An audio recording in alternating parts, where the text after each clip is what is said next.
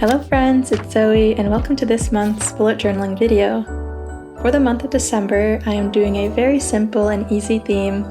This minimal setup took me about half an hour to complete, and I hope you can get some ideas from this video. Right now, I'm setting up my monthly calendar spread. I'm decorating the page with these doodles of a paper chain. It took a bit of practicing, but I got the hang of drawing them by the end of the setup. As always for the calendar, I split up the page into 4 columns, putting 4 days of the week on the left side of the page and 3 days of the week on the right side of the page. Sorry that my camera didn't pick up this light blue very well, but here I am going in with my marker right now, outlining all of the doodles and calendar, so you'll be able to see it then. But yeah, for these doodles, it took a bit of practicing, but I got the hang of drawing them by the end of the setup. I started out by drawing hearts, and then in between the hearts is the head of the person, and then from there you just connect the people with arms and legs. I was inspired to do this theme because I remember making these paper chains as a kid during school. These crafts, along with cutting paper snowflakes, were always something I looked forward to in elementary school.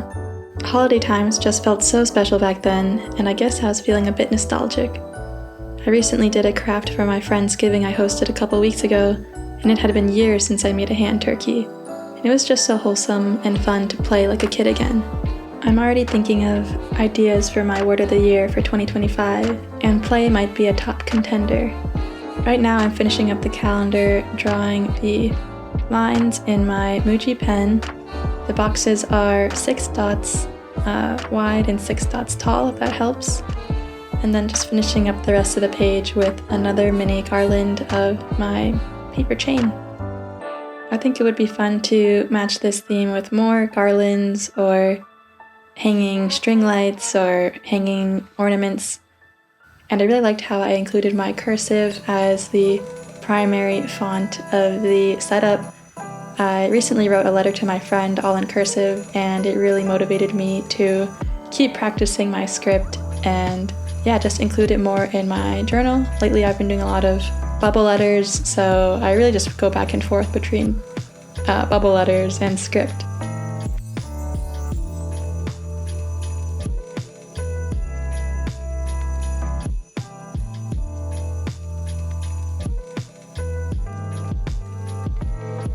For this setup, I also played around with the size of the garland, so for this next spread, as you can see, the paper chain of people are much bigger, and I am going in with my light blue color first. Because my gel pens and my Tombows are both water-based, they mix, and when they mix, they smudge, so it really annoys me when that happens, so I always make sure to start with the color and then use my gel pen. But if you use micron pens, those are oil-based, so they do not mix with the Tombow. So you can feel free to draw in your people with the micron pens or other oil-based pens. But yeah, that's just a little tip and reason why that they always smudge. It's not a you problem, it's just the formula of the ink. Hopefully now you can see a bit more clear how I drew the paper garland, starting with those hearts and then, the head in between the hearts and just connecting them with the arms and legs. And now I'm going in with my titles of the pages, so the left side is my habits tracker, and then the right side is my typical recap spread where I reflect on the month. I've included space for 6 habits this month, and then below that is some extra space where I can write down maybe my Christmas wish list or maybe my monthly goals, just some extra planning space underneath the habits. And then on the right side I have my recap, so I have 3 boxes for the high, low, and buffalo of the month. The buffalo is just a funny way to say something random that happened that month that wasn't necessarily a high or low. And then I am also including space for more highlights of the month, my favorites of the month, as well as a place where I write some growth, some things that I've learned this month. Everything goes down there. So I've been doing this every month for the whole year, and I have really enjoyed it. I started including my high, low, and buffalo in I think about June. So half the year now I've had this kind of similar style recap, and I can easily compare my whole year just by flipping through this page. And this will be very helpful as I reflect on the entire year and kind of plan out how I want to approach my New Year's resolutions and my next bullet journal, which I'm very excited to set up very soon. But yeah, on to the next page. I have my weekly setup. This is probably the easiest weekly setup I've ever made. It's just the days of the week all combined with this script, and then I just threw one little guy hanging from the garland, and on that guy I just have the date. So very simple, super easy, and very cute.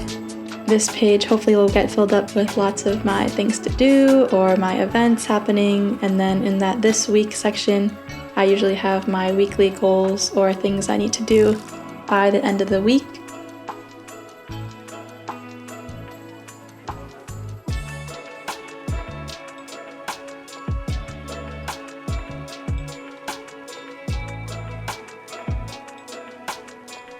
And now I'm flipping back to fill out the final box on my 2024 themes spread.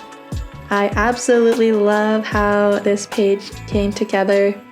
I do live my life by month, so having a little page of all the little themes I did all year has just been so fun and so cute, and I'm so glad that I, started doing that this year. I'll definitely include it in my next bullet journal. And I just love seeing the variety and all the different styles I tried this year. But yeah, thank you so much for watching. Here's the final flip through of my December 2024 bullet journal setup. If you made it to the end of the video, thank you so much, and I hope to see you in the next one, and I hope you have a great rest of your month.